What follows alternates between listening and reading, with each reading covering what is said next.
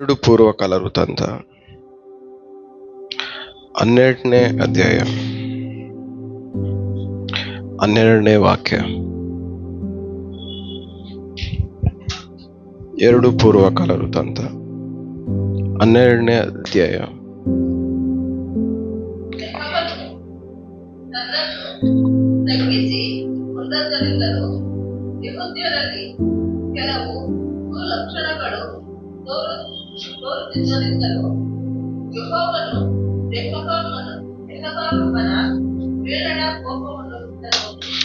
ದೇವ್ರ ಕೋಪ ಒಂದ್ ಮನುಷ್ಯನ ಮೇಲೆ ಕಮ್ಮಿ ಆಗ್ಬೇಕಂದ್ರೆ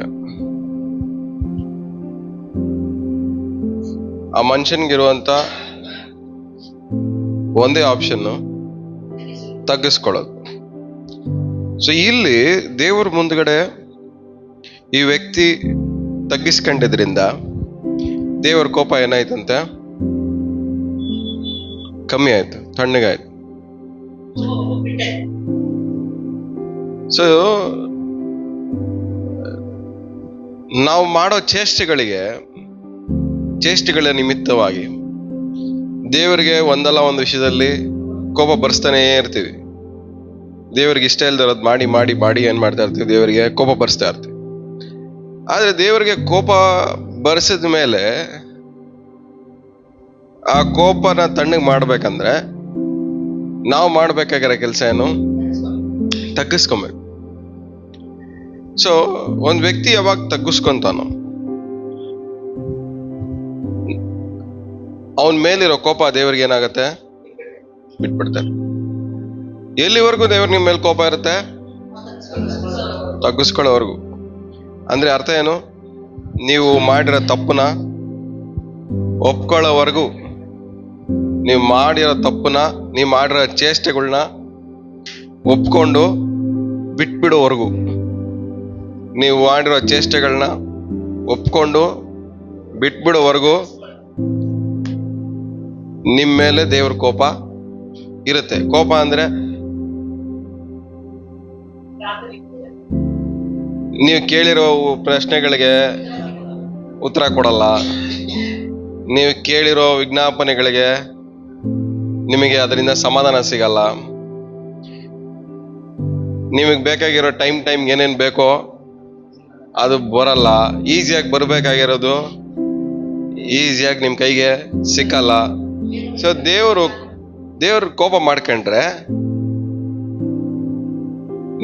ನಿಮಗ್ ಬರ್ಬೇಕಾಗಿರೋದು ಯಾವ್ದನು ಆನ್ ಟೈಮ್ಗೆ ಬರಲ್ಲ.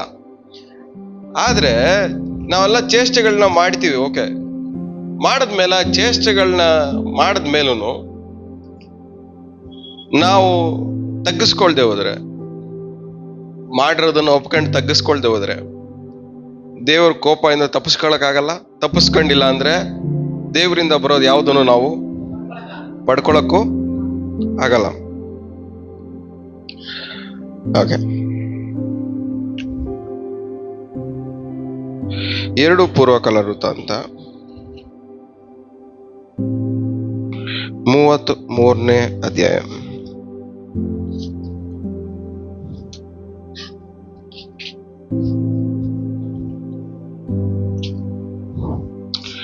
ಮೂವತ್ಮೂರನೇ ಅಧ್ಯಾಯ 26ನೇ ವಾಕ್ಯ.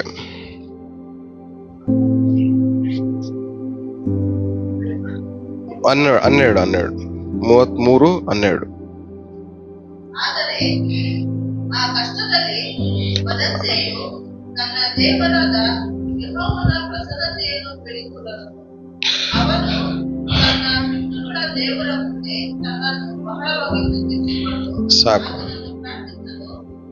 ಸಾಕು.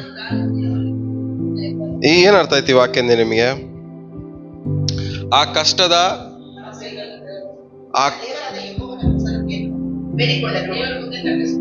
ಕಷ್ಟದಲ್ಲಿ ಸ್ಟಾರ್ಟಿಂಗ್ ಲೈನ್ ಏನಿದೆ? ಇನ್ನೊಂದ್ಸರಿ ಓದಿ. ಆದರೆ ಆ ಕಷ್ಟದ ಸಮಯದಲ್ಲಿ, ಸೊ ಅಲ್ಲಿ ನಿಮ್ಮ ಹೆಸರು ಹಾಕೊಂಡು ಓದಿ. ಆ ಕಷ್ಟದ ಸಮಯದಲ್ಲಿ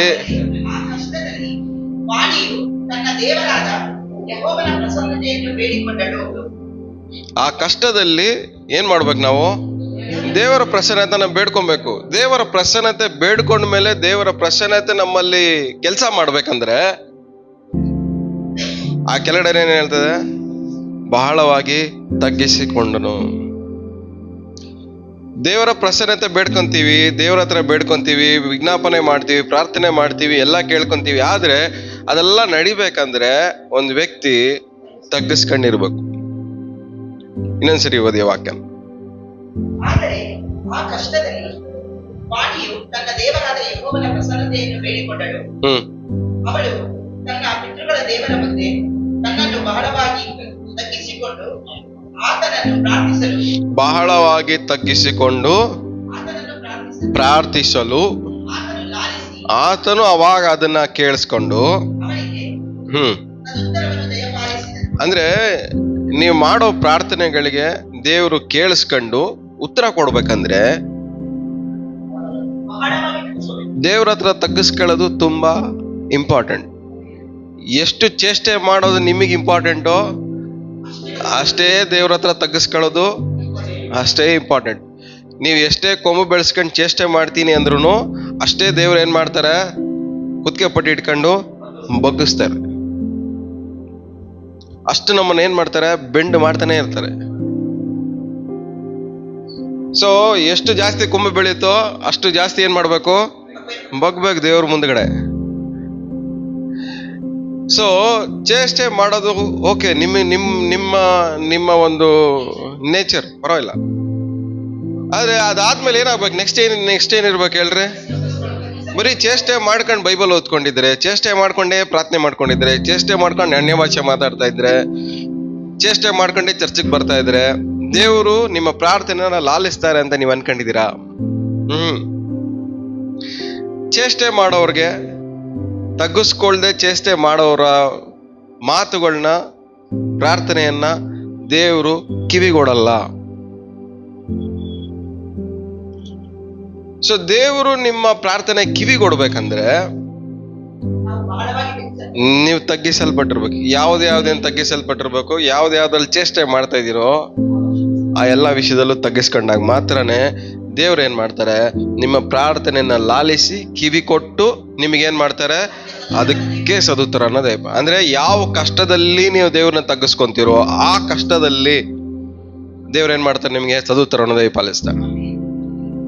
ಸೊ ಯಾವ ವಿಷಯದಲ್ಲಿ ಕಷ್ಟ ಪಡ್ತಾ ಇದ್ದೀರಾ ಆ ವಿಷಯದಲ್ಲಿ ಏನ್ ಮಾಡ್ಬೇಕು? ನೀವು ದೇವರಲ್ಲಿ ತಗ್ಗಿಸ್ಕೊಬೇಕು. ಹಣಕಾಸಲ್ಲಿ ನೀವು ಕಷ್ಟ ಪಡ್ತಾ ಇದ್ರೆ ಹಣಕಾಸಲ್ಲಿ ದೇವರ ಹತ್ರ ಏನ್ ಮಾಡ್ಬೇಕು? ನೀವು ತಗ್ಗಿಸ್ಕೊಬೇಕು. ಕೆಲವೊಂದ್ಸರಿ ನಾವು ಅನ್ಕೊಂತೀವಿ ದುಡ್ಡಿದ್ರೆ ಎಲ್ಲ ಹೋಗುತ್ತಂತ. ಇಲ್ಲ. ಸೊ ಯಾವ್ದ್ರಲ್ಲಿ ನಾವು ಕಷ್ಟ ಪಡ್ತಾ ಇದೀವೋ ಅದ್ರಲ್ಲಿ ದೇವ್ರ ಹತ್ರ ಏನ್ ಮಾಡ್ಬೇಕು? ನಾವು ತಗ್ಗಿಸ್ಕೊಬೇಕು. ಆರೋಗ್ಯ ಇರುತ್ತೆ, ಟೈಮ್ ಇರುತ್ತೆ, ನಾವು ದೇವ್ರಿಗೆ ಏನಾಗಲ್ಲ, ನಾವು ಸಿಕ್ಕದಿಲ್ಲ.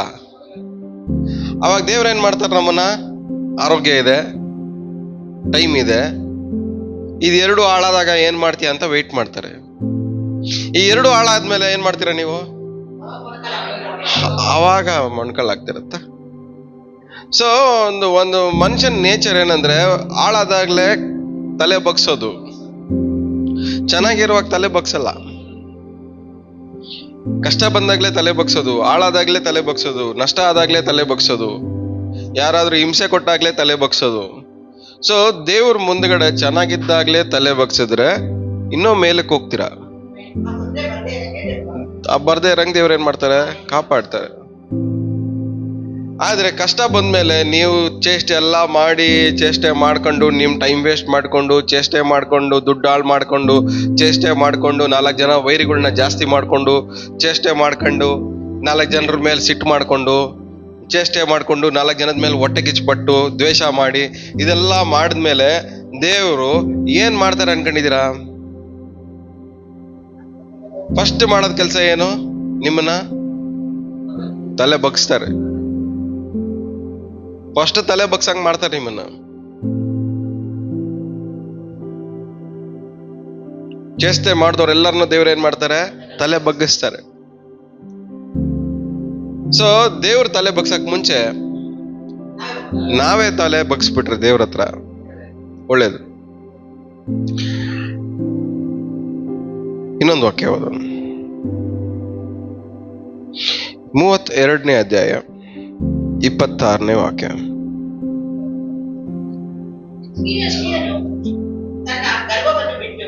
ಹಿಜ್ಕೀಯನು ತನ್ನ ಗರ್ವ ಅಂದ್ರೆ ಏನು? ಅಹಂಕಾರ ಅಂದ್ರೆ ಏನು? ತಲೆ ಬಗ್ಗಿಸ್ತೀರಾ ಚೇಷ್ಟೆ ಮಾಡೋದನ್ನ ಬಿಟ್ಟು, ಎಲ್ಲ ಹೇಳ್ರಿ, ಚೇಷ್ಟೆ ಮಾಡೋದನ್ನ ಬಿಟ್ಟು. ಹಾ, ಓದಿ.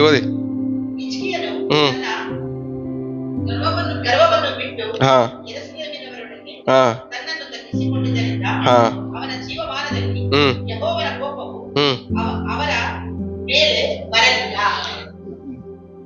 ಏನ್ ಅರ್ಥ ಆಯ್ತು ನಿಮ್ಗೆ ಇದರಿಂದ? ದೇವರ ಕೋಪದಿಂದ ತಪ್ಪಿಸ್ಕೊಳ್ಳೋದು ಹೆಂಗೆ? ಚೇಷ್ಟೆ ಮಾಡೋದು ಬಿಟ್ರೆ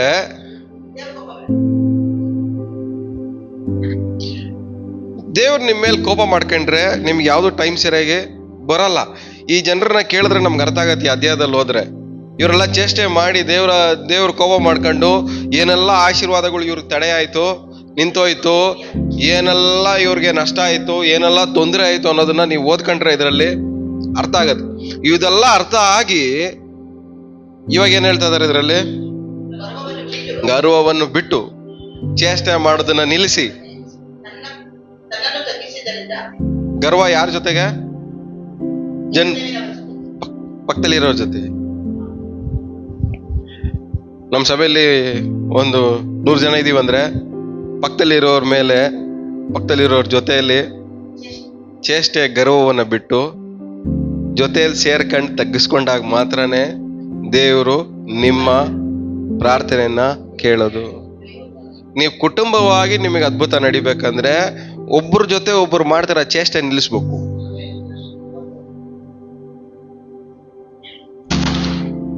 ಹೆಂಡತಿ ಗಂಡನ ಮೇಲೆ ಮಾಡ್ತಾರ ಚೇಷ್ಟೆ ನಿಲ್ಲಿಸ್ಬೇಕು. ಗಂಡ ಹೆಂಡತಿ ಮೇಲೆ ಮಾಡ್ತಾರ ಚೇಷ್ಟೆ ನಿಲ್ಲಿಸ್ಬೇಕು. ಸಭೆಯಲ್ಲಿ ಬಂದಾಗ ನಿಮ್ಮ ಸಹೋದರರ ಜೊತೆ ಮಾಡೋ ಚೇಷ್ಟೆಗಳನ್ನ ನಿಲ್ಲಿಸ್ಬೇಕು. ಆ ಗರ್ವವನ್ನ ನಿಲ್ಲಿಸಿ ಜೊತೆಗೆ ಸೇರ್ಕೊಂಡು ದೇವ್ರನ್ನ ಬೇಡ್ಕೊಂಡಾಗ ದೇವ್ರ ಏನ್ ಮಾಡ್ತಾರಂತವಾಗ ಪ್ರಾರ್ಥನೆನ ಕೇಳ್ತಾರೆ. ಇಬ್ಬರು ಸೇರ್ಕೊಂಡ್ರೆ ಗರ್ವ ಬರುತ್ತೆ. ಆದ್ರೆ ಇಬ್ರು ಸೇರ್ಕೊಂಡ್ರೆ ಯಾಕೆ ತಲೆ ಬಗ್ಸಲ್ಲ? ಇಬ್ಬರು ಜೊತೆ ಸೇರ್ಕೊಂಡಾಗ ತಲೆ ಬಗ್ಸಕ್ ಅದು ಯಾಕೆ ಕಾರಣವಾಗಿರಲ್ಲ ದೇವ್ರ ಮುಂದಗಡೆ ತಗ್ಗಿಸ್ಕೊಳಕ್ಕೆ? ಆದ್ರೆ ಇಬ್ಬರು ಸೇರ್ಕೊಂಡಾಗ ದೇವ್ರ ಹತ್ರ ತಗ್ಗಿಸ್ಕೊಳ್ಳೋದಕ್ಕಿಂತ ಅಲ್ಲಿ ಚೇಷ್ಟೆಗಳು ಜಾಸ್ತಿ ಆಗ್ಬಿಡುತ್ತೆ. ಸೊ ಯೆರೂಸಲೇಮರ ಜೊತೆ ಸೇರ್ಕೊಂಡು ಅಹಂಕಾರನ ಬಿಟ್ಟು ಗರ್ವವನ್ನ ಬಿಟ್ಟು ಯೆರೂಸಲೇಮರ ಜೊತೆ ಸೇರ್ಕೊಂಡು ಇವಾಗ ನಾನ್ ಬೇರೆ ಅಲ್ಲ, ನೀವು ಬೇರೆ ಅಲ್ಲ, ನಾವೆಲ್ಲ ಏನಾಗಿದ್ದೀವಿ? ಒಂದೇ ಆಗಿದ್ದೀವಿ. ದೇವ್ರ ಹತ್ರ ಹೋಗಿ ಪ್ರಾರ್ಥನೆ ಮಾಡೋಣ ಬನ್ನಿ. ತಗ್ಗಿಸ್ಕೊಳ್ಳೋದ ಅರ್ಥ ಏನು? ನಾನ್ ಬೇರೆ ಅಲ್ಲ, ನೀನ್ ಬೇರೆ ಅಲ್ಲ, ನಾವೆಲ್ಲ ದೇವ್ರ ಮುಂದ್ಗಡೆ ಒಂದೇ. ಹಂಗ್ ತಗ್ಗಿಸ್ಕೊಂಡಾಗ ಮಾತ್ರನೇ ದೇವರ ಕೋಪದಿಂದ ತಪ್ಪಿಸ್ಕೊಳಕ್ಕಾಗೋದು, ದೇವರ ಹತ್ರ ಬರುವಂತ ಆಶೀರ್ವಾದಗಳನ್ನ ನಾವು ಹೊಂದ್ಕೊಳಕ್ಕಾಗೋದು. ಸೊ ನೀವು ಬೇರೆ ಅಲ್ಲ, ನಾವು ಬೇರೆ ಅಲ್ಲ. ಸೊ ನಾವು ತಗ್ಗಿಸ್ಕೊಳ್ಳೋದ್ರ ಅರ್ಥ ಏನು? ಗರ್ವವನ್ನ ಬಿಡಬೇಕು, ಒಂದಾಗ್ಬೇಕು. ಗರ್ವವನ್ನ ಬಿಟ್ಟು ಒಂದಾಗ್ಬೇಕು. ಗರ್ವ ಅಂದ್ರೆ ಏನು?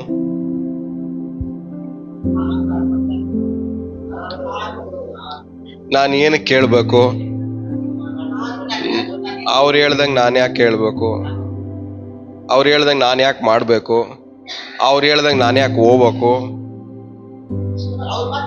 ಅವ್ರ ಮಾತು ನಾನು ಯಾಕೆ ಕೇಳ್ಬೇಕು, ಅವ್ರು ಯಾರು ನನ್ಗೆ ಹೇಳಕ್ಕೆ? ಇವೆಲ್ಲ ಯಾವ್ದಕ್ಕೆ? ಗರ್ವ. ಸೊ ಈ ಎಜೆಕಿಯನ್ಗೂ ಇದೇ ತರನೇ ಗರ್ವ ಇದ್ದಿದ್ದು.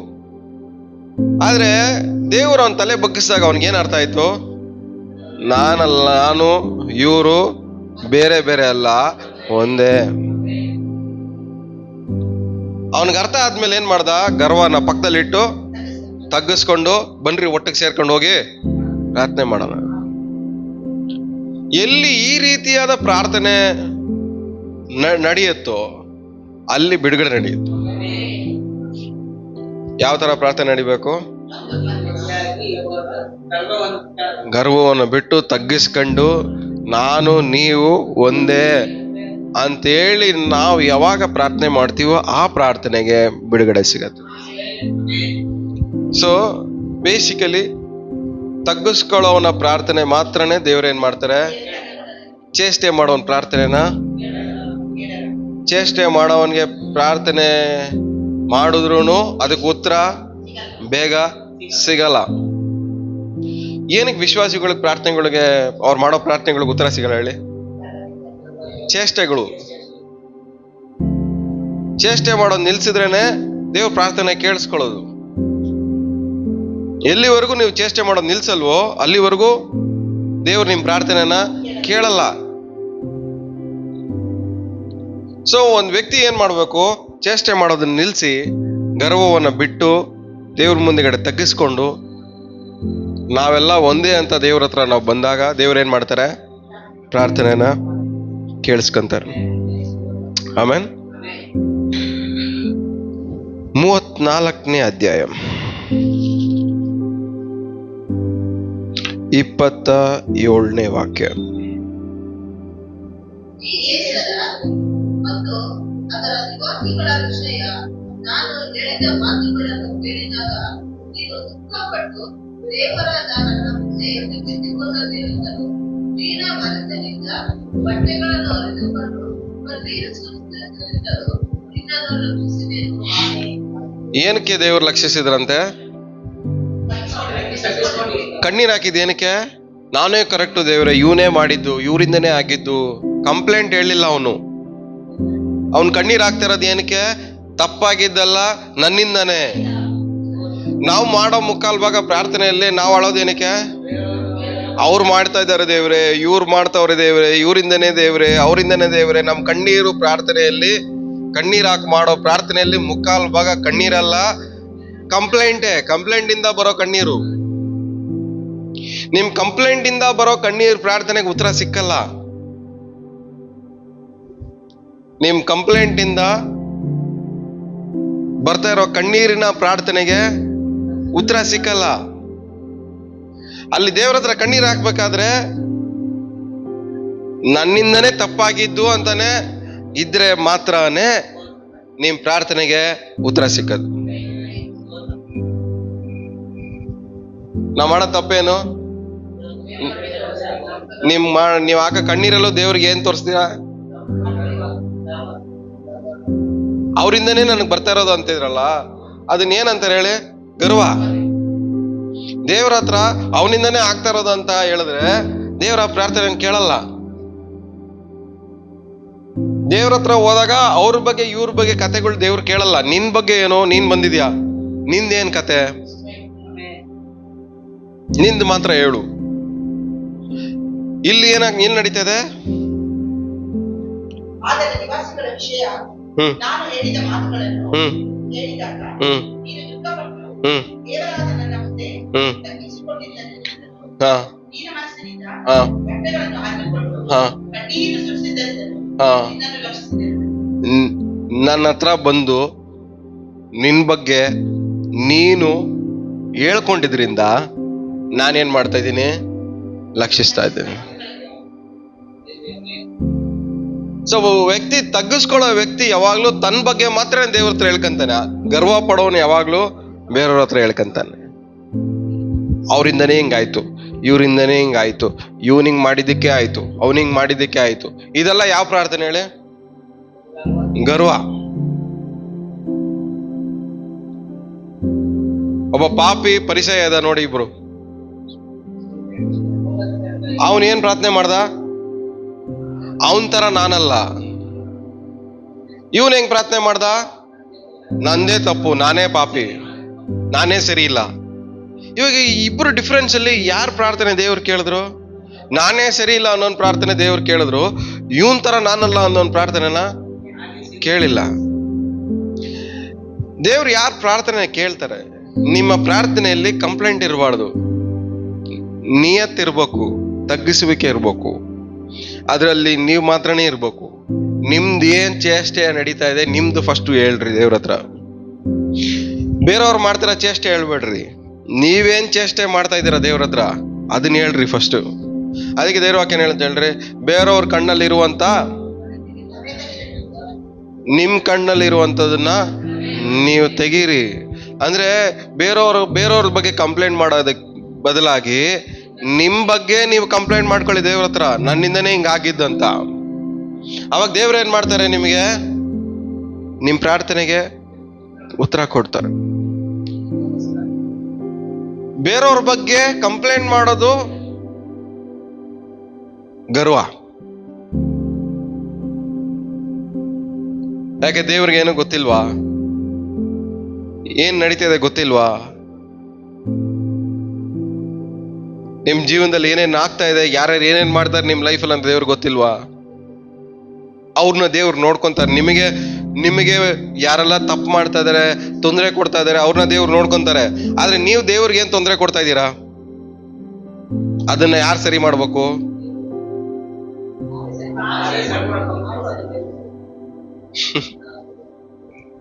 ನಮಗೆ ಯಾರು ತಪ್ಪು ಮಾಡ್ತಾ ಇದಾರೆ ಅದನ್ನ ದೇವ್ರು ನೋಡ್ಕೊಂತಾರೆ. ಅರೆ ನಾವು ದೇವ್ರ ಹತ್ರ ಏನ್ ಚೇಷ್ಟೆ ಮಾಡ್ತಾ ಇದೀವಿ ಅದನ್ನ ನಾವೇ ಹೇಳ್ಕೊಬೇಕು. ನಮ್ ಕಣ್ಣಲ್ಲಿ ಏನಿದೆ ಅನ್ನೋದನ್ನ ದೇವ್ರ ಹತ್ರ ನಾವ್ ಹೇಳ್ಕೊಬೇಕು. ಇಲ್ಲ ಇವನ್ ಬಂದ್ ಕಣ್ಣಲ್ಲಿ ಹಾಕ್ಬಿಟ್ಟ ಅದರಿಂದನೇ ಹಿಂಗೈತೆ ನನ್ ಕಣ್ಣು, ಇವನ್ ಬಂದ್ ಹಿಂಗ್ ಕಿವಿಯಲ್ಲಿ ಹಿಂಗ್ ಊದ್ಬಿಟ್ಟ ಅದಕ್ಕೆ ನನ್ಗೆ ಹಿಂಗೈತೆ, ಇವನ್ ಬಂದ್ ಹಿಂಗ್ ಮಾತಾಡ್ಬಿಟ್ಟ ಅದರಿಂದನೇ ನನ್ಗೆ ಹಿಂಗ್ ಆಗ್ಬಿಟ್ಟೈತೆ. ಬೇರೆಯವ್ರ ಬಗ್ಗೆ ಕತೆ ಹೇಳೋದನ್ನ ನಿಲ್ಸ್ರಿ. ನೀವೇನ್ ಚೇಷ್ಟೆ ಮಾಡ್ತಾ ಇದ್ದೀರಾ ಅದನ್ನ ದೇವ್ರ ಹತ್ರ ಹೇಳ್ರಿ. ನೀವು ಹಾಕೋ ಕಣ್ಣೀರಲ್ಲಿ ಪಶ್ಚಾತ್ತಾಪ ಇರ್ಬೇಕು. ಪಶ್ಚಾತ್ತಾಪ ಯಾವುದು, ಅವನ್ ಮಾಡ್ಬಿಟ್ನಲ್ಲ ಸ್ವಾಮಿ ಅಂತಲ್ಲ, ನೀವೇನ್ ಮಾಡಿದೀರಾ ಸ್ವಾಮಿ ಅನ್ನೋದನ್ನ ನಿಮಗ್ ಮನವರಿಕೆ ಆಗಿ ಅದನ್ನ ದೇವ್ರ ಹತ್ರ ನೀವೇನ್ ಮಾಡ್ಬೇಕು, ಹೇಳ್ಕೊಬೇಕು. ಸೊ ಕಣ್ಣೀರ್ ಏನಕ್ಕೆ ಬರ್ಬೇಕು ಹೇಳ್ರಿ? ಅವನ್ ಮಾಡಿದಕ್ಕೆ ಹಿಂಗಾಯ್ತು, ಇವ್ನ್ ಮಾಡಿದಕ್ಕೆ ಹಿಂಗಾಯ್ತು ಅಲ್ಲ,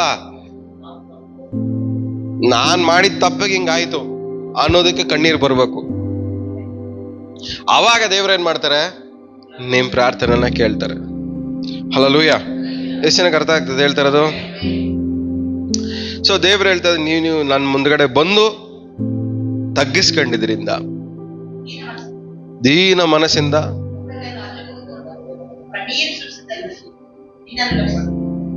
ಸೊ ಒಂದ್ ವ್ಯಕ್ತಿ ತಗ್ಗಿಸ್ಕೊಂಡಾಗ ಆ ತಗ್ಗಿಸುವಿಕೆಯಿಂದ ಬರುವಂತ ಕಣ್ಣೀರನ್ನ ದೇವ್ರು ಏನ್ ಮಾಡ್ತಾರೆ, ಲಕ್ಷಿಸ್ತಾರೆ. ಈ ಬೆಕ್ಕು ಕಣ್ಣೀರು, ಈ ಬೆಕ್ಕು ಕಣ್ಣೀರ್ಗೆಲ್ಲ ದೇವ್ರು ಏನ್ ಮಾಡಲ್ಲ, ಕರ್ಗಲ್ಲ. 90% ನಾವ್ ಆಗ ಕಣ್ಣೀರಲ್ಲ ಯಾವ್ದು ಹೇಳ್ರಿ? ಕಳ್ ಕಣ್ಣೀರೇ, ಮೊಸಳೆ ಕಣ್ಣೀರು. ವಾಕ್ಯ ಕೇಳ್ತಾ ಇರ್ತೀವಿ, ಅಳ್ತಾ ಇರ್ತೀವಿ. ಇವ್ರು ಏನಕ್ಕೆ ಅಳ್ತಾ ಇರ್ತಾರೆ? ಯಾರೋ ಏನೋ ಮಾಡ್ಬಿಟ್ಟವ್ರೆ ಅಂತ, ಅದನ್ನ ಯಾರೋ ಮಾಡಿದ್ದನ್ನ ನೆನ್ಸ್ಕೊಂಡು, ಯಾರೋ ಬೈದಿದ್ದನ್ನ ಜ್ಞಾಪಕ ಮಾಡ್ಕೊಂಡು, ಯಾರೋ ಉಗ್ದಿದ್ದನ್ನ ಜ್ಞಾಪಕ ಮಾಡ್ಕೊಂಡು, ಯಾರೋ ಜಗಳ ಮಾಡಿದ್ದನ್ನ ಜ್ಞಾಪಕ ಮಾಡ್ಕೊಂಡು ಅಳ್ತಾ ಇರ್ತಾರೆ. ಅದು ದೇವ್ರ ಹತ್ರ ಹೇಳ್ಕೊಳಕ್ಕೆ ಯೋಗ್ಯವಾಗಿ ಆಯ್ತಾ? ನಿಮ್ ನಡೀತಾ ಇರೋದು ಎಲ್ಲಾನು ಅವ್ರಿಗೆ ಗೊತ್ತು. ಇಂಪಾರ್ಟೆಂಟ್ ಆಗಿರೋದು ಏನು? ಇವಾಗ ನಾನ್ ನಿನಗೆ ಉತ್ತರ ಕೊಡ್ಬೇಕಂದ್ರೆ ನೀನ್ ಚೇಷ್ಟೆ ಮಾಡೋದು ನಿಲ್ಲಿಸ್ಬೇಕು. ನಿನಗೇನ್ ನಡೀತಾ ಗೊತ್ತು, ನಿನಗೆ ಯಾರು ಏನ್ ತೊಂದರೆ ಕೊಡ್ತಾರೋ ಗೊತ್ತು. ಆದ್ರೆ ಈ ತೊಂದರೆ ಕೊಡ್ತಾರೋ ಮಧ್ಯದಲ್ಲಿ ನಾನು ನಿನಗೆ ಸಹಾಯ ಮಾಡ್ಬೇಕಂದ್ರೆ ನೀನ್ ಚೇಷ್ಟೆ ಮಾಡೋದು ನಿಲ್ಲಿಸ್ಬೇಕಲ್ಲ. ನೀನ್ ಚೇಷ್ಟೆ ಮಾಡೋದು ನಿಲ್ಸೋವರ್ಗು ನಾನ್ ನಿನಗೇನ್ ಮಾಡಕ್ಕಾಗಲ್ಲ, ಸಹಾಯ ಮಾಡಕ್ಕಾಗಲ್ಲ. ನೀನ್ ಎಷ್ಟು ಹತ್ರನು ಅದರಿಂದ ಏನು ಉಪಯೋಗ ಇಲ್ಲ.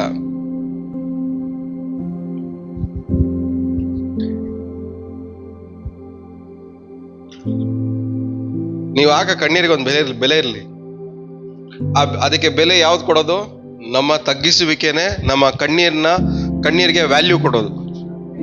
ದೇವ್ರ ಹತ್ರ ನಾವು ತಗ್ಗಿಸ್ಕೊಳ್ಳೋದು, ನಮ್ಮ ಕಣ್ಣೀರಿಗೆ ಏನ್ ಬರುತ್ತೆ? ಅವಾಗ ಬೆಲೆ ಕಟ್ಟಕ್ಕಾಗದಿರೋಂಥ ವ್ಯಾಲ್ಯೂ ಬರುತ್ತೆ. ಆ ಕಣ್ಣೀರ್ನ ದೇವ್ರು ಏನ್ ಮಾಡಕ್ಕಾಗಲ್ಲ ಹೇಳಿ? ಅದನ್ನ ಇಗ್ನೋರ್ ಮಾಡಕ್ಕೆ ಆಗಲ್ಲ, ತಿರಸ್ಕಾರ ಮಾಡಕ್ಕೆ ಆಗಲ್ಲ. ಅದನ್ನ ಆ ಕಡೆ ತಲ್ಲಿ ಇಟ್ಬಿಟ್ಟು ಈ ಕಡೆ ಮುಖ ತಿರ್ಗ್ಸಕ್ಕೂ ಆಗಲ್ಲ. ಯಾವಾಗ್ಲೂ ಅದ್ರ ಮೇಲೆ ದೇವ್ರ ಏನ್ ಮಾಡ್ತಾರೆ? ಲಕ್ಷಿಸ್ತಾ ಇರ್ತಾರೆ, ದೃಷ್ಟಿ ಇಟ್ಟಿರ್ತಾರೆ.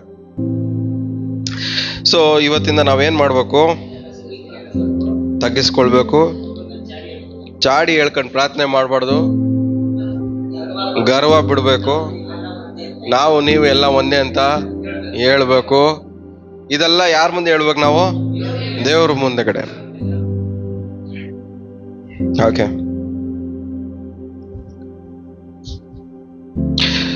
ಯೋಬನು ಬರೆದ ಪುಸ್ತಕ 22ನೇ ಅಧ್ಯಾಯ.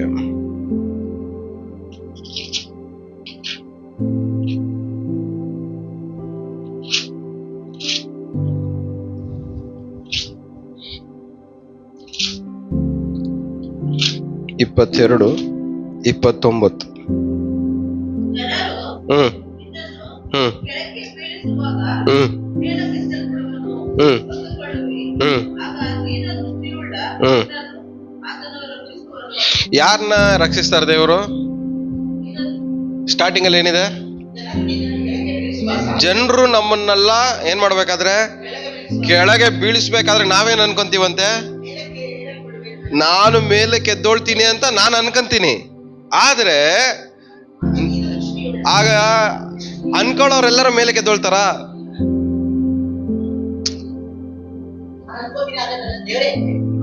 ಎಷ್ಟು ಅರ್ಥ ಇದೆ ಹೇಳಿದೆ? ಜನರೆಲ್ಲ ನನ್ನ ಕೆಳಗಡೆ ಬೀಳ್ಸ್ಬೇಕಾದ್ರೆ ಬೀಳ್ಸ್ಬೇಕಾದ್ರೆ ನಾವೇನ್ ಅನ್ಕೊಂತೀವಿ? ದೇವ್ರು ನನ್ನ ಜೊತೆಲಿ ಇದಾರೆ, ನಾನ್ ಮೇಲಕ್ಕೆ ಎದ್ದೋಳ್ತೀನಿ ಅಂತ ನಾವ್ ಅನ್ಕೊಂತೀವಿ ಪರ್ಸನಲ್ ಆಗಿ. ಆದ್ರೆ ಅನ್ಕೊಳ್ಳೋ ಪ್ರತಿಯೊಬ್ಬರನ್ನ ದೇವ್ರ ಮೇಲಕ್ಕೆ ಎತ್ತಾರ? ಯಾರನ್ನ ಮೇಲಕ್ಕೆ ಎತ್ತಾರೆ? ಅನ್ಕೊಳಕ್ 1000 ಜನ ಅನ್ಕೊಂತಾರೆ. ಸಭೆಯಲ್ಲಿ 100 ಜನ ಇದ್ದಾರೆ. 100 ಜನನು ಒಂದಲ್ಲ ಒಂದ್ ಸಮಸ್ಯೆದಲ್ಲಿ ಜನರು ಬೀಳಿಸ್ತಾನೆ ಇರ್ತಾರೆ. ಬೀಳ್ಸಾಕಲ್ಲ ನಾವೇನ್ ಅನ್ಕೊಂತೀವಿ? ಓ, ದೇವ್ರು ನನ್ನ ಜೊತೆಲಿ ಇದಾರೆ, ನಾನ್ ಮೇಲಕ್ಕೆ ಎದ್ದೊಳ್ತೀನಿ ಅನ್ಕೊಂತೀವಿ. ಆದ್ರೆ ನಿಜವಾಗ್ಲೂ ಮೇಲಕ್ಕೆ ಎದ್ದೊಳ್ತೀರಾ?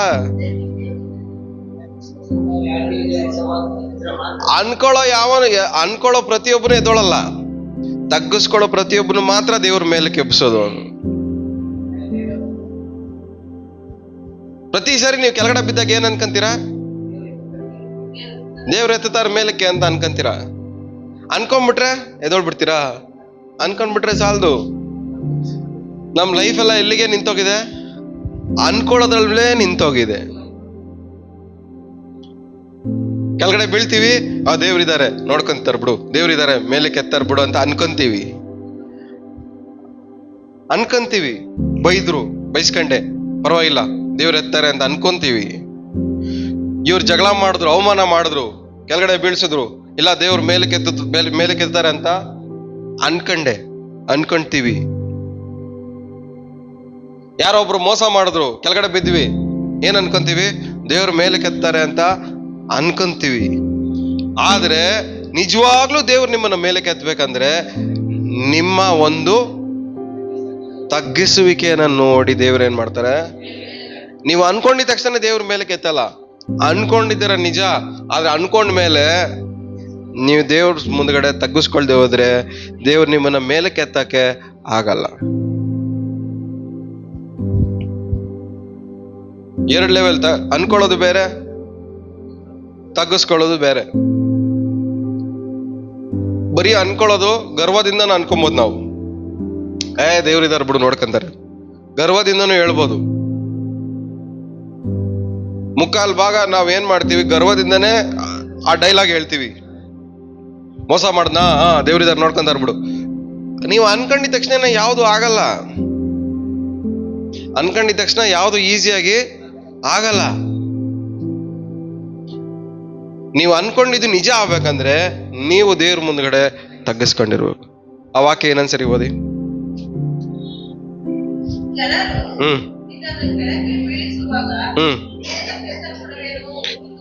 ಮೇಲಕ್ಕೆ ಎತ್ತಲ್ಪಡುವೇನು ಅಂತ ನಾವೇನ್ ಮಾಡ್ತೀವಂತೆ? ಅಂದ್ಕೊಳ್ತೀವಿ. ನಿಮಗೆ ಜನರು ಮೋಸ ಮಾಡಿದಾಗ ಏನಂತ ಅನ್ಕೊಳ್ತೀರಾ? ಮೇಲಕ್ಕೆ ಎದ್ದೊಳ್ತೀನಿ ಬಿಡು ಅಂತ ಅನ್ಕೊಂತೀರಾ. ಆದ್ರೆ ಲೈಫ್ನಲ್ಲಿ ಎದ್ದಳಕ್ಕಾಗಲ್ಲ. ಅವಮಾನ ಆದಾಗ ಏನ್ ಅನ್ಕೊಂತೀರಾ? ಮೇಲಕ್ಕೆ ಎದ್ದೊಳ್ತೀನಿ ಬಿಡು ಅಂತ ಅನ್ಕೊಂತೀರಾ. ಆದ್ರೆ ಅವಮಾನದಲ್ಲಿ ಮೇಲಕ್ಕೆ ಎದ್ದೊಳಕ್ಕೆ ಆಗಲ್ಲ. ಅನಾರೋಗ್ಯ ಬಂದು ಬಿದ್ದಾಗ ಮೇಲಕ್ಕೆ ಎದ್ದೊಳ್ತೀನಿ ಅಂತ ಅನ್ಕೊಂತೀವಿ, ಆದ್ರೆ ಎದ್ದಳಕ್ಕೆ ಆಗಲ್ಲ. ಯಾರಾದ್ರೂ ಮೋಸ ಮಾಡಿ ನಮ್ಮನ್ನ ಕೆಳಗಡೆ ಬೀಳಿಸಿದಾಗ ನಾವೇನ್ ಅನ್ಕೊಂತೀವಿ? ಮೇಲಕ್ಕೆ ಎದ್ದೊಳ್ತೀನಿ ಅಂತ ಅನ್ಕೊಂತೀವಿ, ಆದ್ರೆ ಎದ್ದೊಳಕ್ಕೆ ಆಗಲ್ಲ. ಯಾರಾದ್ರೂ ಅವಮಾನ ಪಡಿಸಿದಾಗ ಅಮ್ಮನ ಪಡಿಸಿ ನಮ್ಮನ್ನ ಕೆಳಗಡೆ ಬೀಳಿಸಿದಾಗ ಏನಂತ ಅನ್ಕೊಂತೀವಿ? ಮೇಲಕ್ಕೆ ಎದ್ದೋಳ್ತೀನಿ ಅಂತ ಅನ್ಕೊಂತೀವಿ, ಆದ್ರೆ ಎದ್ದೋಳಕ್ಕೆ ಆಗಲ್ಲ. ನಮ್ಮನ್ನ ಎಬ್ಬಿಸೋದು ಒಬ್ರೇ ಅವರು ನಮ್ಮ ಜೊತೆಲಿರೋ ದೇವ್ರು ಮಾತ್ರನೇ. ನಮ್ಮ ಜೊತೆಲಿರೋ ದೇವ್ರು ನಮ್ಮನ್ನ ಮೇಲಕ್ಕೆ ಎಬ್ಬಿಸ್ಬೇಕಂದ್ರೆ ಅವ್ರ ಮುಂದೆಗಡೆ ನಾವು ತಗ್ಗಿಸ್ಕೊಂಡಿರೋ. ಬರೀ ಅನ್ಕೊಂಡ್ರೆ ಮಾತ್ರ ಸಾಲಲ್ಲ. ನೀವು ಮೇಲಕ್ಕೆ ಎದ್ದೊಳ್ಬೇಕಂದ್ರೆ ಅನ್ಕೊಂಡ್ರೆ ಮಾತ್ರ ಸಾಲಲ್ಲ. ಕೆಳಗಡೆ ಬಿದ್ದಿದ್ದೀನಿ ಮೇಲಕ್ಕೆ ಎದ್ದೊಳ್ತೀನಿ ಅಂತ ಅನ್ಕೊಂಡ್ರೆ ಮಾತ್ರ ಸಾಲಲ್ಲ. ಏನಾಗ್ಬೇಕು? ನೀವು ದೇವ್ರ ಮುಂದ್ಗಡೆ ತಗ್ಗಿಸ್ಕೊಬೇಕು. ದೇವ್ರ ಮುಂದೆ ತಗ್ಗಿಸ್ಕೊಂಡಾಗ ದೇವ್ರ ಏನ್ ಮಾಡ್ತಾರೆ? ನಿಮ್ಮನ್ನ ದೇವ್ರ ಮೇಲಕ್ಕೆ ಎತ್ತಾರೆ.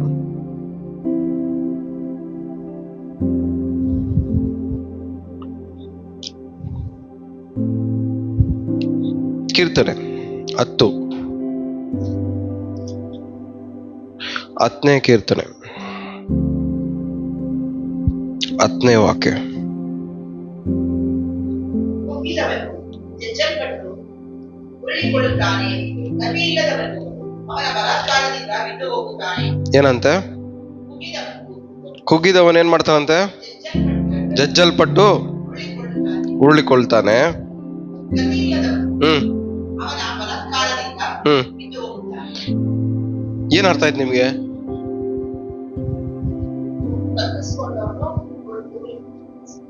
ಅಪಾಯ ಏನಾದ್ರು ಬಂದಾಗ ತಪ್ಪಿಸ್ಕೊಳ್ತಾನೆ. ಇನ್ನೊಂದ್ಸರಿ ಓದಿ. ಜಜ್ಜಲ್ಪಟ್ಟವನು ಜಜ್ಜಲ್ಪಟ್ಟು ಉರುಳಿಕೊಳ್ಳುತ್ತಾನೆ. ಎಸ್ಕೇಪ್, ತಪ್ಪಿಸ್ಕೊಳ್ತಾನೆ. ಲೋ ಅಂದ್ರೆ ಎಲ್ಲ ಒಂದ್ ಕಡೆ ಬಚ್ಚಿಕ್ಕಂತಾನೆ. ಕುಗ್ಗಿದವನ್ ಏನ್ ಮಾಡ್ತಾನೆ? ಎಲ್ಲ ಒಂದ್ ಕಡೆ ಬಚ್ಚಿಕ್ಕಂತಾನೆ, ಸೇಫ್ ಆಗ್ತಾನೆ. ಆದ್ರೆ ಹಾ ಸಿಗಾಕೊಂಡ್ಬಿಡ್ತಾನೆ.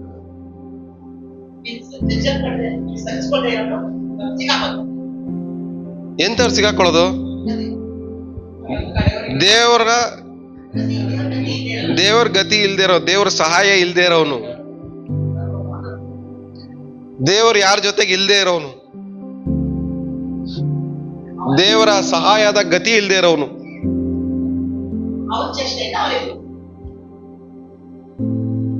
ಆದ್ರೆ ತಗ್ಗಿಸ್ಕೊಳ್ಳೋನು ಸೇಫ್ ಆಗ್ಬಿಡ್ತಾನೆ, ಎಲ್ಲ ಒಂದ್ ಕಡೆ ತಪ್ಪಿಸ್ಕೊಂಡ್ಬಿಡ್ತಾನೆ, ಎಸ್ಕೇಪ್ ಆಗ್ಬಿಡ್ತಾನೆ. ಆದ್ರೆ ಗತಿ ಇಲ್ದೇ ಇರೋನು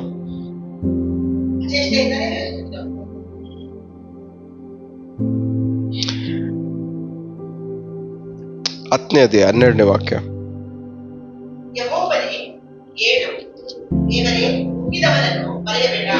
ಏನಂತ? ಯಾರನ್ನ ರಕ್ಷಿಸೋದಕ್ಕೆ ಕೈ ಚಾಚಬೇಕಂತೆ?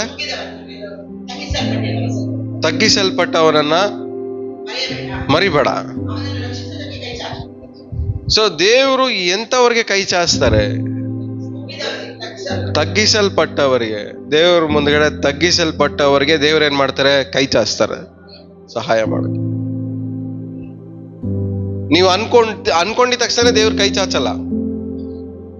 ಒಳಗಡೆ ಒಂದು ಪ್ರೋಸೆಸ್ ನಡಿಬೇಕು. ದೇವ್ರ ಮುಂದ್ಗಡೆ ಒಳಗಡೆ ಚೇಂಜಸ್ ಆಗ್ಬೇಕು. ಒಳಗಡೆ ಏನಾಗ್ಬೇಕು ಹೇಳ್ರಿ? ಚೇಂಜಸ್ ಆಗ್ಬೇಕು. ಈಗ ಊಟ ಮಾಡ್ತೀರಾ, ತಿಂದಿದ್ದು ಹಂಗೆ ಹೊರಗಡೆ ಬಂದ್ಬಿಟ್ರೆ ಬಾಡಿಗೆ ನಿಮ್ ಬಲ ಸಿಗತ್ತಾ? ಸಿಕ್ಕಲ್ಲ. ತಿಂದಿದ್ದೇನಾಗ್ಬೇಕು? ಒಳಗಡೆ ಚೇಂಜಸ್ ಆಗ್ಬೇಕು. ಅನ್ನ ಹೋಗಿ ಚೇಂಜ್ ಆಗಿ ಅದೊಂಥರ ಒಳಗಡೆ ಹೋಗಿ ಪ್ರೋಟೀನ್ಸು ಅದೆಲ್ಲ ಕನ್ವರ್ಟ್ ಆಗಿ, ಎಲ್ಲದಕ್ಕೂ ಕನ್ವರ್ಟ್ ಆಗಿ ಪ್ರೋಟೀನ್ಸು, ವಿಟಮಿನ್ಸು, ಮಿನರಲ್ಸು ಅಂತೇಳಿ ಎಲ್ಲ ಏನಾಗಬೇಕು? ಫೈಬರು, ಐರನ್ನು ಅದೆಲ್ಲ ಒಳಗಡೆ ಕನ್ವರ್ಟ್ ಆಗಿ ನಮ್ ರಕ್ತದ ಒಳಗಡೆ ಹೋಗಿ ನಮ್ ಬಾಡಿಗೆ ಬಲ ಬರುತ್ತೆ.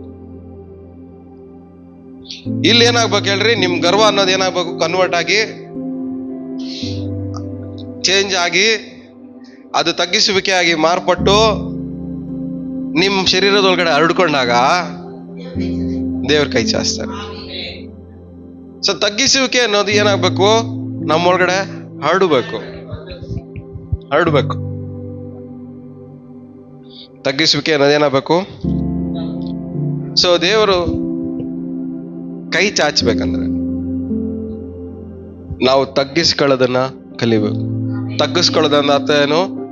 ಅವನಲ್ಲ, ನಾನೇ, ನಂದೇ ತಪ್ಪು, ನನ್ನ ಮಾತೇ ತಪ್ಪು, ನಾನು ಮಾತಾಡಿದೇ ತಪ್ಪು, ನನ್ನ ಕ್ರಿಯೆಗಳೇ ತಪ್ಪು, ನನ್ನಿಂದನೇ ತಪ್ಪಾಗಿದ್ದು ಅನ್ನೋದನ್ನ ದೇವ್ರ ಮುಂದ್ಗಡೆ ಒಪ್ಕೊಳ್ಳೋದೇ ತಗ್ಗಿಸಿಕೊಳ್ಳುವಿಕೆ.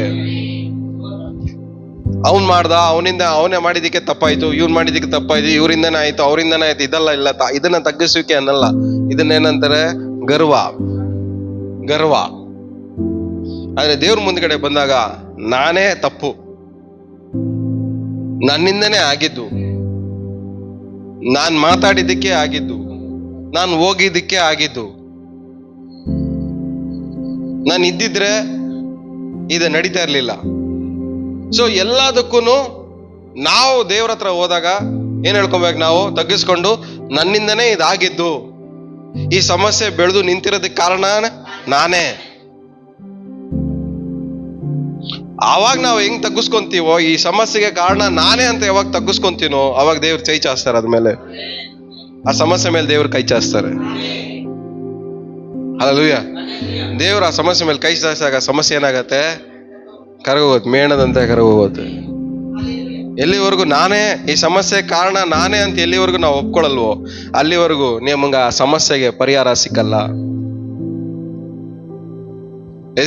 ನಿಮ್ಮ ಸಮಸ್ಯೆಗೆ ಪರಿಹಾರ ಸಿಗ್ಬೇಕು. ನಿಮ್ ಸಮಸ್ಯೆಗೆ ಪರಿಹಾರ ಸಿಗ್ಬೇಕಂದ್ರೆ ಆ ಸಮಸ್ಯೆಗೆ ಕಾರಣ ನೀವೇ ಅಂತ ನೀವು ಒಪ್ಕೊಬೇಕು.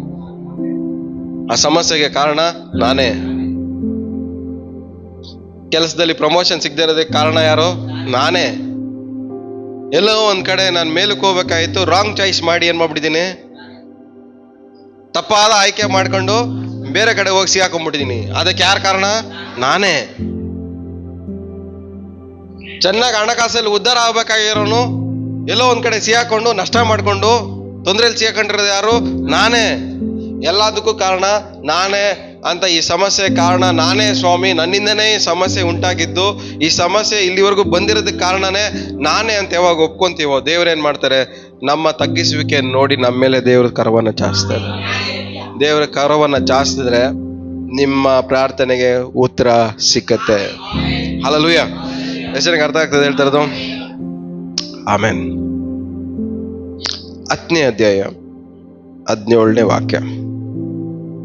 ಯೆಹೋವನೇ, ನಿನ್ನ ಆಜ್ಞೆ ನೀನು ದೀನರ ಕೋರಿಕೆಯನ್ನು ನೆರವೇರಿಸುವವನೇ ಆಗಿ ಅವರ ಹೃದಯವನ್ನು ಧೈರ್ಯಪಡಿಸುತ್ತಿ ಅವರ ಮೊರೆಗೆ ಕಿವಿಗೊಡುತ್ತಿ. ಎಷ್ಟು ಜನಕ್ಕೆ ಅರ್ಥ ಆಯ್ತು?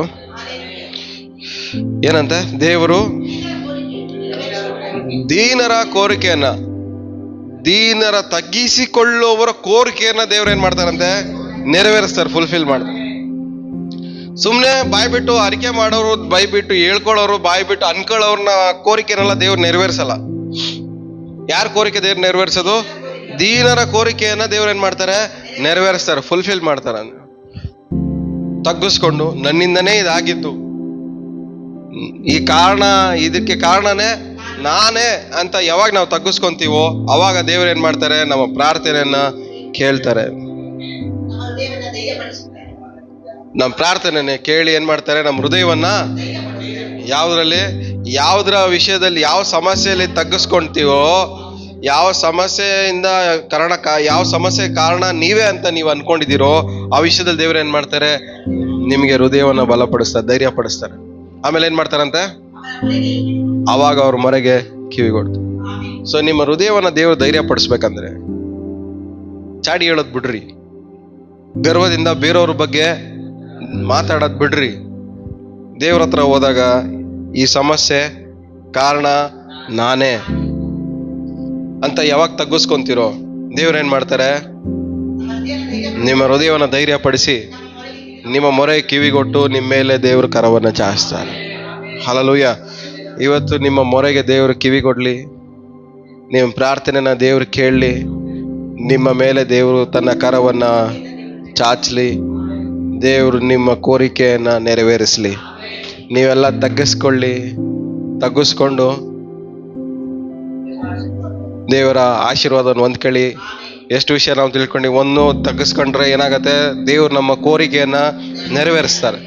ಎರಡನೇದು, ನಮ್ಮ ಪ್ರಾರ್ಥನೆಯನ್ನ ಕಿವಿಗೊಡ್ತಾರೆ. ಮೂರನೇದು, ತನ್ನ ಮೂರನೇದು ನಮ್ಮ ಹೃದಯವನ್ನ ಧೈರ್ಯ ಪಡಿಸ್ತಾರೆ. ನಾಲ್ಕನೇದು ತನ್ನ ಹಸ್ತವನ್ನ ನಮ್ಮ ಮೇಲೆ ಚಾಸ್ತಾರೆ. ಮೊದಲನೇದೇನು ನಮ್ಮ ಕೋರಿಕೆಯನ್ನ ನೆರವೇರಿಸ್ತಾರೆ. ಎರಡನೇದು ನಮ್ಮ ಪ್ರಾರ್ಥನೆಯನ್ನ ಕಿವಿಗೊಟ್ಟು ಕೇಳ್ತಾರೆ. ಮೂರನೇದು ನಮ್ಮ ಹೃದಯವನ್ನ ಧೈರ್ಯ ಪಡಿಸ್ತಾರೆ. ನಾಲ್ಕನೇದು ನಮ್ಮ ಮೇಲೆ ತನ್ನ ಕರವನ್ನ ಚಾಸ್ತಾನೆ. ತಗ್ಗಿಸಿಕೊಳ್ಳುವವನ ಮೇಲೆ ದೇವರು ದಯೆ ಇದೆ. ಹಲ್ಲೆಲೂಯ. ಇವತ್ತು ನೀವು ತಗ್ಗಿಸ್ಕೊಂಡ್ರೆ ನಿಮ್ಮ ಕೋರಿಕೆನ ದೇವ್ರು ನೆರವೇರಿಸ್ತಾರೆ. ನಿಮ್ಮ ಪ್ರಾರ್ಥನೆನ ದೇವ್ರು ಕೇಳ್ತಾರೆ. ನಿಮ್ಮ ಹೃದಯವನ್ನ ಧೈರ್ಯ ಪಡಿಸ್ತಾರೆ. ನಿಮ್ಮ ಮೇಲೆ ಕರವನ್ನ ಚಾಚಿ ನಿಮ್ಮ ಸಮಸ್ಯೆಗೆ ಒಂದು ಪರಿಹಾರವನ್ನ ದೇವರು ಕೊಡ್ತಾರೆ. ಹಲ್ಲೆಲೂಯ. ನಾವೆಲ್ಲ ಎದ್ದು ನಿಂತ್ಕೊಳ್ಳೋಣ, ನಾವು ಪ್ರಾರ್ಥನೆ ಮಾಡೋಣ. Hallelujah, hallelujah. ಒಪ್ಪಿಸಿ ಕೊಟ್ಟಿರುವೆ ನಿಮ್ಮನ್ನೇ ನಮಗಾಗಿ, ಲೋಕದ ರಕ್ಷಕನೇ ಉನ್ನತ ಬಲಿಯಾದಿ ಕೊರಿವೆ ನಿಮ್ಮನ್ನೇ ನಮಗಾಗಿ, ಲೋಕದ ರಕ್ಷಕನೇ ಉನ್ನತ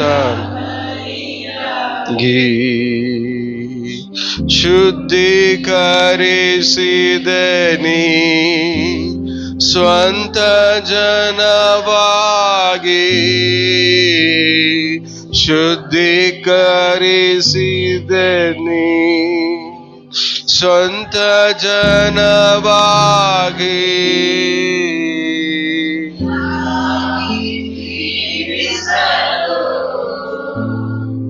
ನಿಮ್ಮಲ್ಲೇ ಬಂದಿರುವೆ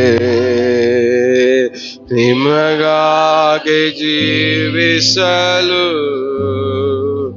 ನಿಮ್ಮ ಇವತ್ತು ನಮ್ಮನ್ನು ನಾವು ದೇವ್ರ ಮುಂದೆ ತಗ್ಗಿಸ್ಕೊಳ್ಳೋಣ. ನಮ್ಮ ಸಮಸ್ಯೆಗಳನ್ನ ಒಂದು ನಿಮಿಷ ಜ್ಞಾಪಕ ಮಾಡ್ಕೊಳ್ಳೋಣ. ಆ ಸಮಸ್ಯೆಗೆ ಕಾರಣ ನಾವೇ ಅಂತ ದೇವ್ರ ಹತ್ರ ಹೇಳ್ಕೊಳ್ಳೋಣ. ದೇವರೇ, ಈ ಸಮಸ್ಯೆ ಬಂದಿದ್ದಕ್ಕೆ ಕಾರಣ ನಾನೇ, ಇದು ನನ್ನಿಂದನೇ ನಡೆದಿದ್ದು, ನನ್ನಿಂದನೇ ಆಗಿದ್ದು, ನಾನು ತಗ್ಗಿಸ್ಕೊಳ್ತಾ ಇದ್ದೀನಿ ಸ್ವಾಮಿ. ನನ್ನ ಮೇಲಿನ ಕರವನ್ನು ಚಾಚು, ನನ್ನ ಪ್ರಾರ್ಥನೆಗೆ ಕಿವಿಗೊಡು, ನನ್ನ ಹೃದಯವನ್ನ ಧೈರ್ಯಪಡಿಸು ಸ್ವಾಮಿ. ನನ್ನ ನನ್ನ ನನ್ನ ನನ್ನ ನನ್ನ ನನ್ನ ವಿಜ್ಞಾಪನೆಗಳಿಗೆ ಕಿವಿಗೊಡು ಸ್ವಾಮಿ. ಪ್ರಾರ್ಥನೆ ಮಾಡಿ, ದೇವರೇ, ಈ ಸಮಸ್ಯೆಗಳು ಉಂಟಾಗಿದ್ದಕ್ಕೆ ಕಾರಣ ನಾನೇ, ಈ ಸಮಸ್ಯೆ ಬಂದಿದ್ದಕ್ಕೆ ಕಾರಣ ನಾನೇ, ಈ ಸಮಸ್ಯೆ ಇಷ್ಟವರೆಗೂ ಬೆಳೆದಿರೋದಕ್ಕೆ ಕಾರಣ ನಾನೇ. ನಾನು ತಗ್ಗಿಸ್ಕೊಂತ ಇದ್ದೀನಿ ಸ್ವಾಮಿ, ನನ್ನ ಕ್ಷಮಿಸಿ ಸ್ವಾಮಿ.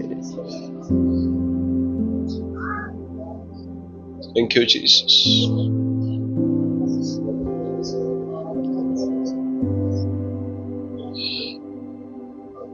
ಇಲ್ಲಿವರೆಗೂ ನಾವು ಅನ್ಕೊಂತ ಇದೀವಪ್ಪ, ಇವರಿಂದನೇ ಹಿಂಗಾಯ್ತು, ಇವರಿಂದನೇ ಹಿಂಗಾಯ್ತು, ನೀನ್ ಇದ್ದಿದ್ರೆ ಆಗ್ತಾ ಇರ್ಲಿಲ್ಲ, ನೀನ್ ಬಂದಿದ್ದಕ್ಕೆ ಆಗಿದ್ದು, ನೀನ್ ಬಂದಿಲ್ಲ ಅಂದಿದ್ದಕ್ಕೆ ಆಗಿದ್ದು, ನೀನ್ ಹೋಗಿದ್ದಕ್ಕೆ ಆಗಿದ್ದು, ನೀನ್ ಹೋಗಿಲ್ಲ ಅಂದಿದ್ದಕ್ಕೆ ಆಗಿದ್ದು. ಎಲ್ಲದಕ್ಕೂ ನಾವು ಹಿಂಗೆ ಕಾರಣಗಳನ್ನ ಕೊಟ್ಟು, ಕಂಪ್ಲೇಂಟ್ ಕೊಟ್ಟು ದೇವರ ಆಶೀರ್ವಾದನ ಕಳ್ಕೊಂತ ಇದೀವಿ. ಆದ್ರೆ ಈ ಸಮಸ್ಯೆ ಬೆಳೆದು ನಿಂತಿರೋದಕ್ಕೆ ಕಾರಣನೇ ನಾನೇ ಅಂತ ದೇವ್ರ ಹತ್ರ ಒಪ್ಕೊಬೇಕಾದ್ರೆ ದೇವರು ನಮ್ಮ ವಿಜ್ಞಾಪನೆನ ಕೇಳ್ತಾರೆ, ನಮ್ಮ ಪ್ರಾರ್ಥನೆನ ಕೇಳ್ತಾರೆ. ಯಾವ ಸಮಸ್ಯೆಯಲ್ಲಿ ನೀವು ತೊಂದರೆಗೊಳಗಾಗಿದ್ದೀರೋ ಆ ಸಮಸ್ಯೆಯಲ್ಲಿ ನಿಮ್ಮ ಹೃದಯವನ್ನು ಧೈರ್ಯ ಪಡಿಸ್ತಾರೆ. ನಿಮ್ಮ ಕೋರಿಕೆಗಳನ್ನ ದೇವರು ನೆರವೇರಿಸ್ತಾರೆ. ಇವತ್ತು ತಗ್ಗಿಸಿಕೊಳ್ಳುವ ಪ್ರತಿಯೊಬ್ಬರ ಮೇಲೆ ದೇವರ ಕರವು ಚಾಚಲ್ಪಡಲಿ. ತಗ್ಗಿಸಿಕೊಳ್ಳುವ ಪ್ರತಿಯೊಬ್ಬರ ಕುಟುಂಬದ ಮೇಲೆ ದೇವರ ಕರವು ಚಾಚಲ್ಪಡಲಿ. ನಿಮ್ಮ ಸಮಸ್ಯೆಗಳ ಮಧ್ಯದಲ್ಲಿ, ನಿಮ್ಮ ಸಮಸ್ಯೆಯಲ್ಲಿ ದೇವರ ಕರವು ಚಾಚಲ್ಪಡಲಿ. ದೇವರ ಕರವು ಚಾಚಲ್ಪಡಲಿ. ನಿಮ್ಮ ವಿಜ್ಞಾಪನೆ ದೇವರಿಗೆ ಕೇಳಲ್ಪಡಲಿ.